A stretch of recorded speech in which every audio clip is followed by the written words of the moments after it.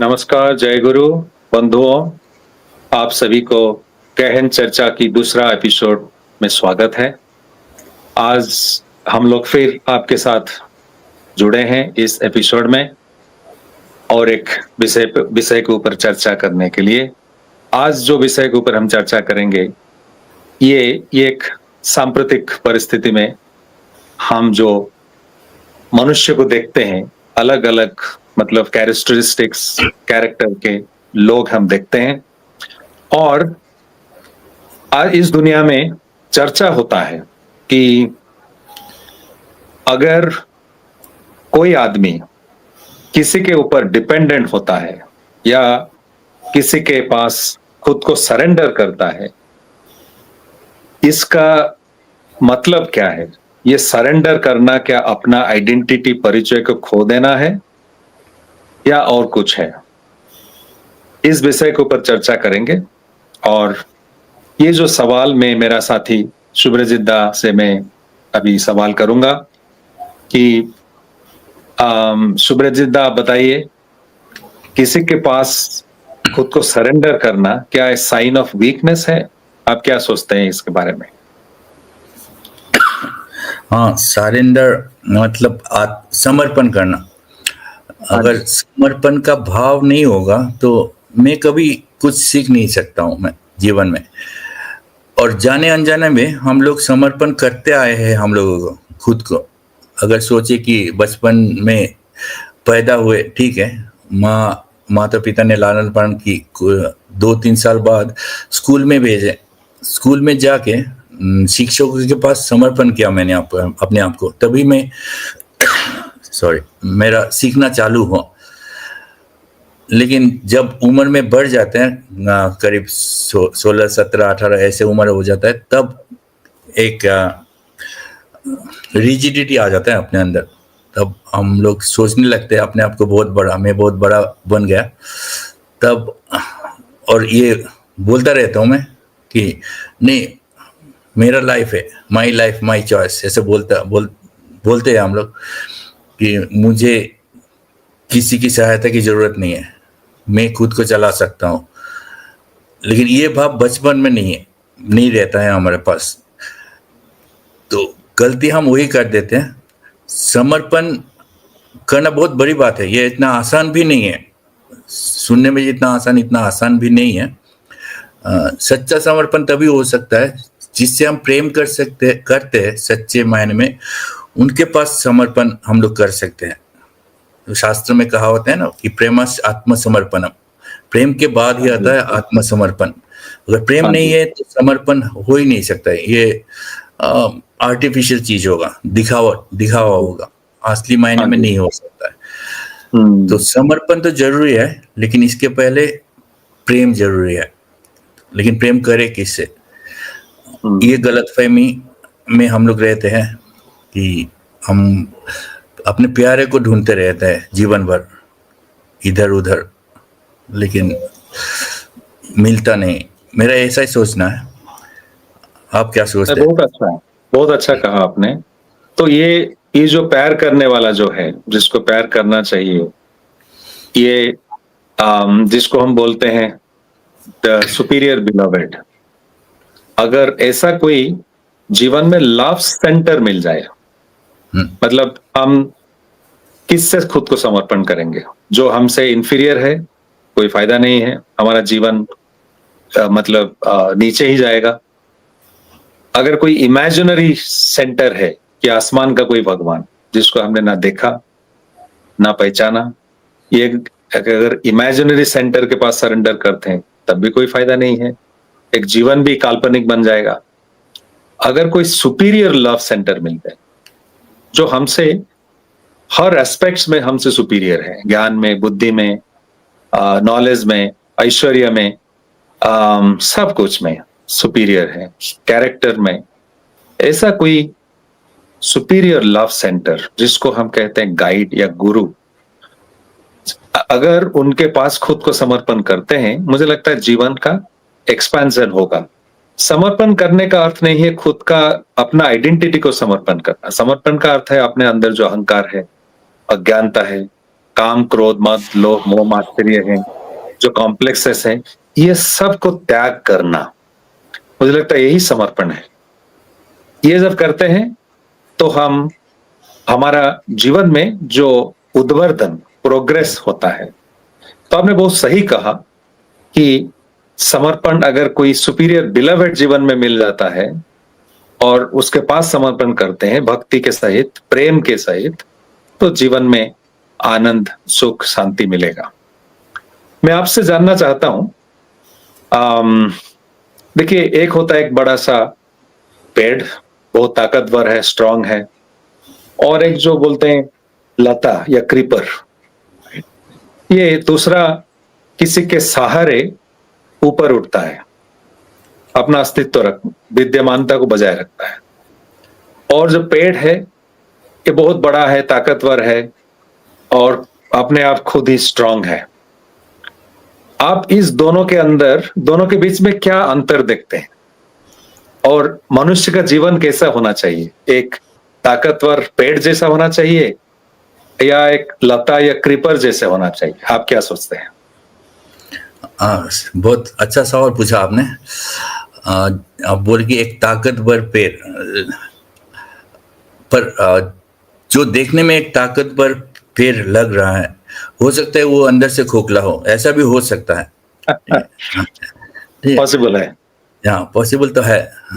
तो पहली बात है, ऐसा अगर कोई पेड़ मिले जो अंदर से भी मजबूत है, तो अगर मैं बुद्धिमान हूँ तो मैं तो वही लता के स्वभाव अवलंबन करूंगा। मुझे आदनान सामी का एक गाना याद आ रहा है, गाने का तो एक ही लाइन कि वो गाने में है ना, एक जगह पे, मुझको भी तो लिफ्ट करा दे। तो जीवन में हम लोग सब लिफ्ट चाहते हैं, नहीं? तो अगर ऐसा एक पेड़ मिल जाए तो उसको पकड़ के लिफ्ट मिलना बहुत आसान हो जाता है। कब मैं ऐसा बनूंगा और मैं खड़ा होऊंगा अपने बलबूते पे, उसका इंतजार किए बिना अगर मैं उसको पकड़ लेता हूँ, उसके चारों ओर मैं मुझको लपेट लेता हूँ, तो मेरा ग्रोथ तो ऑटोमेटिकली हो जाएगा ना। तो ये बुद्धिमान का परिचय है, जो लता का स्वभाव अवलंबन करेगा। लेकिन जो बेवकूफ शब्द थोड़ा भारी हो जाएगा, लेकिन और कोई शब्द नहीं आ रहा है मेरे पास, मेरे जहन में अब। तो ये बेवकूफ़ी होगी कि मैं जीवन भर इंतजार करता रहूंगा कि मैं कब खुद स्ट्रांग बनूंगा। ठीक है, मैं आपसे मैं सहमत हूँ। देखिए, ये जो ताकतवर पेड़ है, जब आंधी तूफान आती है, कोई गारंटी नहीं है कि वो मतलब वो टिकेगा, राइट? चाहे जितना भी स्ट्रांग हो, अगर आंधी तूफान बहुत जोर से आता है तो ये बड़ा बड़ा पेड़ भी गिर जाते हैं। लेकिन वो जो क्रीपर है, जो जिसका आधार शक्तिशाली है, जो अंदरूनी शक्तिमान है, ये आधार कभी भी नहीं गिरेगा। तो इसीलिए हमारे जीवन में आधार चाहिए, जिनको हम पकड़ के रखें, जिनके शरण में हम आए, जिनको हम स्वीकार करें। ये अगर हम करते हैं तो चिंता करने का कोई बात नहीं है। आपने सही कहा कि लता की स्वभाव अवलंबन करना ही अच्छा है। मुझे लगता है ये जो ताकतवर पेड़ कभी कभी वो रिजिडिटी का मैनिफेस्टेशन है या डेमोन्स्ट्रेशन करता है या एग्जाम्पल है, और जो क्रीपर है वो फ्लेक्सिबिलिटी का एग्जाम्पल है। तो रिजिडिटी जहां पे है वहां पे उसके पीछे ईगो है, राइट? और जहां पे फ्लेक्सिबिलिटी है उसके पीछे ह्यूमिलिटी है। तो आपने वही कहा, ये भक्ति के साथ ऐसा एक जीवन का जो आधार, गुरु, उनको अगर ग्रहण करते हैं तो मुझे लगता है अच्छा ही होगा। आप क्या सोचते हैं?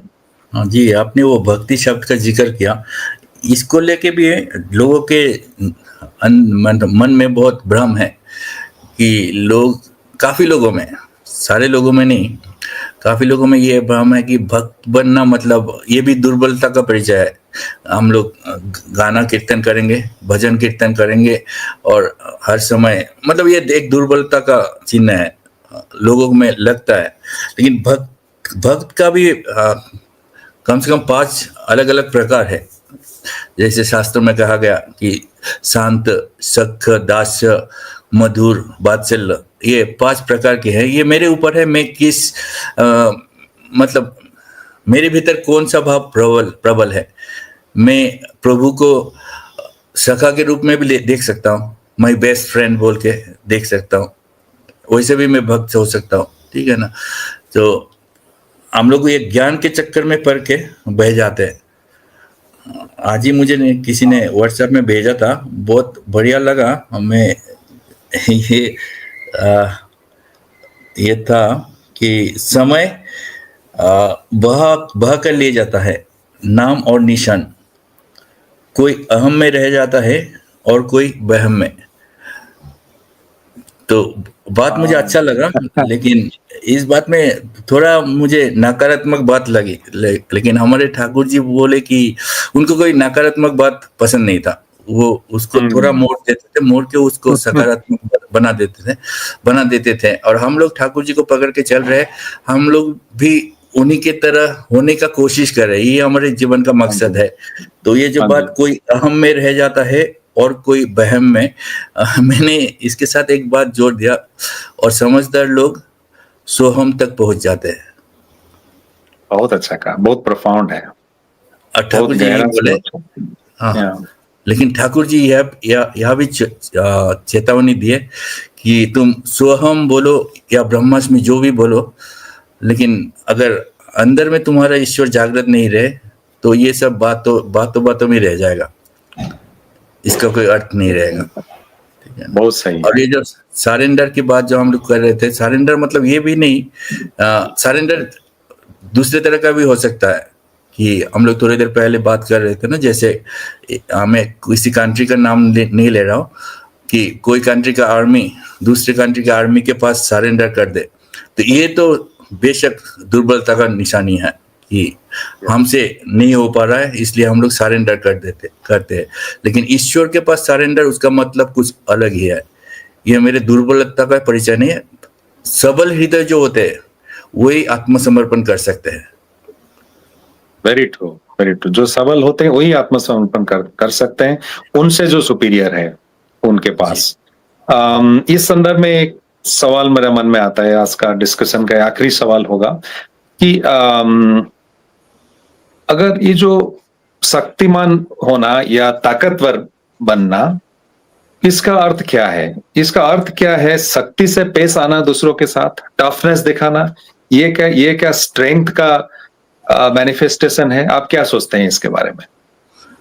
हाँ, बहुत बढ़िया सवाल। हाँ, शक्ति और शक्ति दो अलग अलग शब्द है, और हम लोग दोनों को मिला लेते हैं।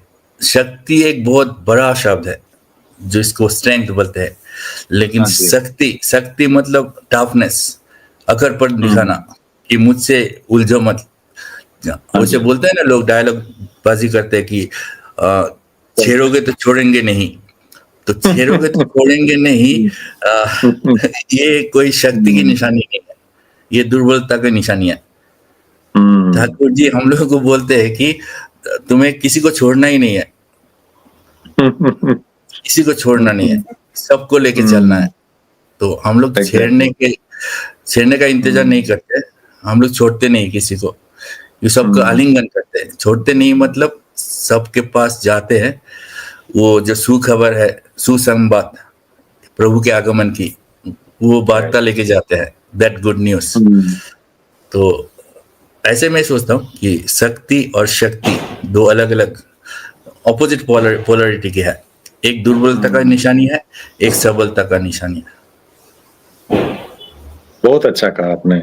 मुझे भी ऐसा लगता है, क्योंकि ये जो शक्तिमान या ताकतवर होने का अर्थ नहीं है कि मैं सबके साथ मतलब गुंडागर्दी करूंगा, मारपीट करूंगा, शक्ति से पेश आऊंगा, क्योंकि मेरे अंदर बहुत ताकत है, फिजिकल स्ट्रेंथ है। लेकिन ये जो ताकतवर होना सिर्फ फिजिकली ताकतवर होना नहीं है, ये मेंटली ऑल्सो ताकतवर होना चाहिए। मेंटली स्ट्रांग होने का मतलब है अपना कैरेक्टर स्ट्रांग होना चाहिए, अपने अंदर एम्पैथी, काइंडनेस, ये सब नहीं है तो ये इसको हम ताकतवर नहीं कहेंगे। कोई गुंडा ही कह सकते हैं। तो मुझे लगता है जो शक्तिमान है या ताकतवर है उसके अंदर सेल्फ अवेयरनेस, आत्म परिचय डेफिनेटली है, क्योंकि ये खुद का लाइक्स डिसलाइक्स, अपना कैरेक्टर, अपना वीकनेस उसको मालूम है, और सिर्फ अपने बारे में वो अवेयर है वो नहीं है, ये अपना एनवायरनमेंट के बारे में भी उसका अवेयरनेस है। तो जिसका अंदर अवेयरनेस है, जानकारी है, वो किस तरह किसके साथ पेश आना चाहिए ये ज्ञान उसको होता है। कभी सख्ती से पेश आना है, कभी दया या क्षमा करना है, कभी दूसरों के प्रति प्रेम की भाव दिखाना है। ये जो वास्तव में ताकतवर है, ये अपना ज्ञान के अनुसार जब जो सिचुएशन है और सिचुएशन जो डिमांड करता है, इसी तरह वो बिहेव कर सकता है। बहुत अच्छा आज आलोचना हुआ। हम ये सरेंडर के बारे में डिस्कशन शुरू किए और बहुत सारे पहलू के ऊपर भी हम लोगों ने आलोचना किया, और इस सब में एक जो एसेंस निकल के आया, उभर के आया, शक्ति के पीछे, ज्ञान के पीछे और समर्पण के जो मेन जो सब्जेक्ट जो उसका जो मतलब एसेंस है, उसके अंदर एक बात है, गाइड या गुरु के पास खुद को समर्पण करना और इसी माध्यम से अपना जीवन को एक्सपैंड करना, वृद्धि करना। बहुत बहुत धन्यवाद, और हमारे दर्शक बंधुओं को भी धन्यवाद। आप लोग आपका कमेंट दीजिए सो दैट ये जो डिस्कशन है हम इसको और कैसे इंप्रूव कर सकें। आप लोग सभी को धन्यवाद। नमस्कार। जय गुरु। जय गुरु।